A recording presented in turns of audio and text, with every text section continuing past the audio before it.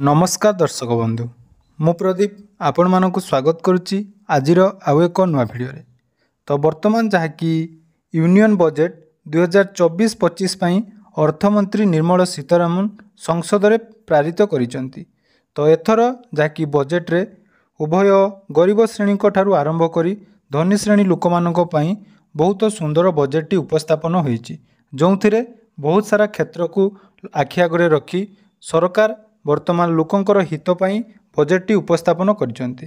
तेणु आज जो बजेटटी आसी विशेषकर एथिरे कृषक महिला एवं युवपीढ़ी को प्राधान्य दि जाइए एवं तांकर हित कामना निमंते यही बजेट रे बहुत किछि परिवर्तन आना जाइए।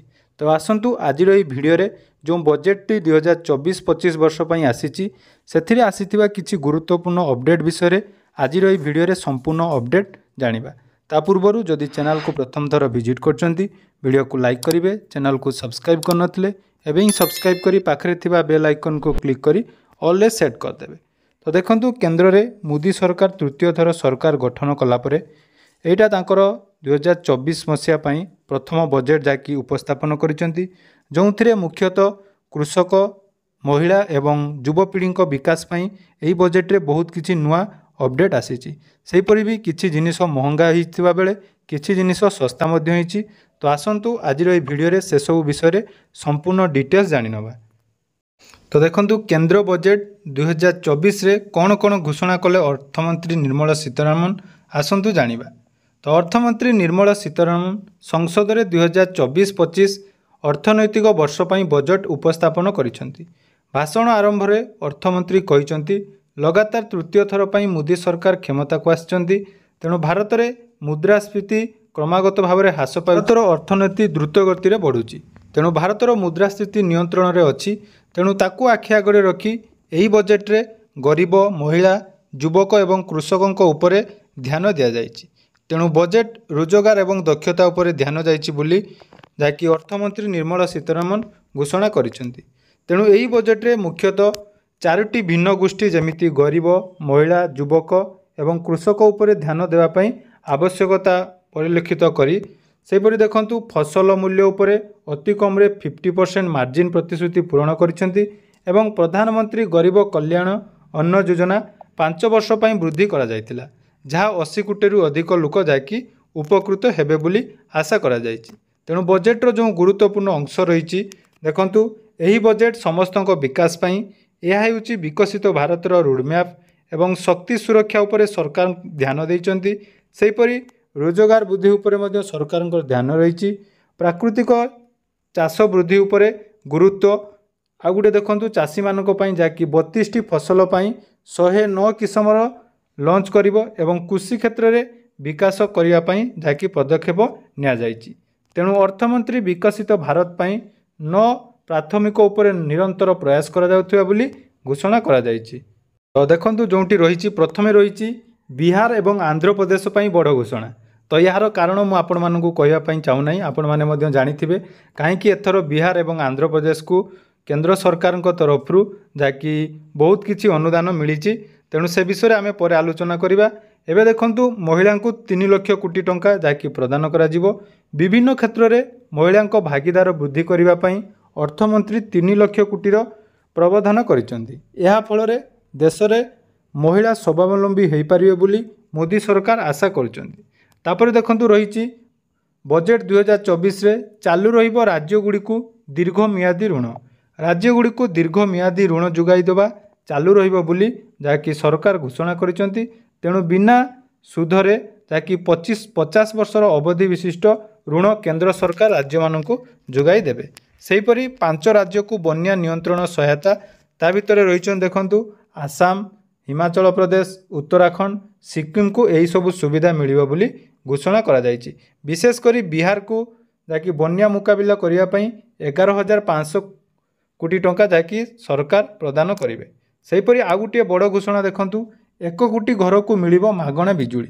तो 1 कोटी घर को मागणा बिजुली जोगाई दिया जिवो। प्रधानमंत्री सूर्यघर मुक्त बिजुली योजना रे एक सरकारी सहायता रे छात उपरे लागिबो सोलार पैनल। तेणु प्रति घर मासिक 300 यूनिट बिजुली उत्पादन लक्ष्य रखिछंती बोली घोषणा करिसेंती अर्थमंत्री निर्मला सीतारमण। तो जानिथिबे जो पीएम सूर्यघर योजन आपण मैंने रूपटॉप सोलार माध्यम 300 यूनिट पर्यंत मागणा बिजुली पाइपारे एने सरकार जहाँकि बजेट रे आगत करिसेंती। सेहीपरि देश में आउ 12टी इंडस्ट्रियल पार्क तैयारी होबो जहाद्वारा कि महिला चाषी युववर्ग माने एथिरे सहायता पाइपारिबे।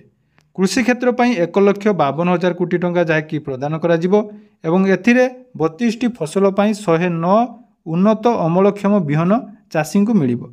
सेहीपरि 1 कोटी चाषी को प्राकृतिक उपाय चाष करने जहाँकि स्वतंत्र व्यवस्था करा जाइछि एवं चाषी 10,000 बायो रिसर्च केन्द्र जहाँकि प्रतिष्ठा करा जिवो। तेणु कृषि क्षेत्र पर 1,52,000 कोटी टंकार प्रावधान दि जाइछि। सेहीपरि पीएम आवास योजना 3 कोटी घर जहाँकि प्रदान करा जिवो। उभय ग्रामांचल एवं सहरांचल पर 3 कोटी आवास घर मिलिबो। सेहीपरि महिला एवं युवती को स्वावलंबी करने सरकार 3 लाख कोटी टंका खर्च करिवे। आ गुटे देखिपारे मुद्रा लोन, जो मुद्रा लोन ले 20 लाख को वृद्धि करा जाइछि।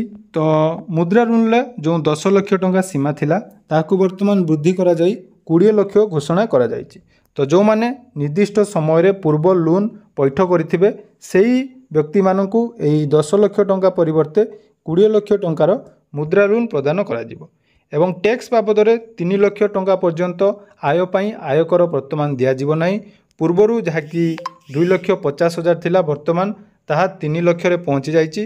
तो जो माने 3 लाख पर्यंत टंका वार्षिक जहाँकि आय करुँच से कौन टैक्स देवे ना।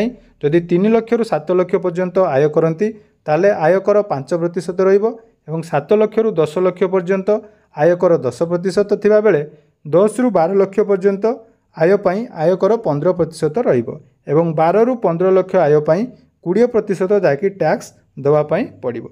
सेहीपरि युववर्गों पई जदि आमे देखिबा तो युववर्गों पई सरकार जहाँकि 2 वर्ष पर्यंत प्रति मासरे 300 टंका अतिरिक्त पीएफ देवे बोली घोषणा करिसेंती।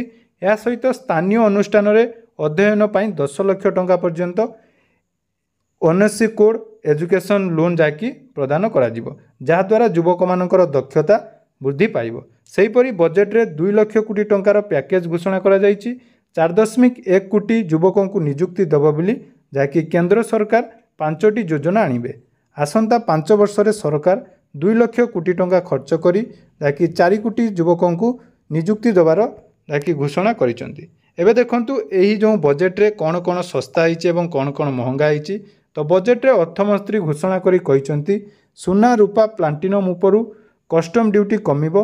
सुना और रूपा उपरु कस्टम ड्यूटी 6% जहाँकि ह्रास हेबो एवं प्लाटिनम उपरु मध्य कस्टम ड्यूटी जहाँकि 6.4% ह्रास करा जिवो।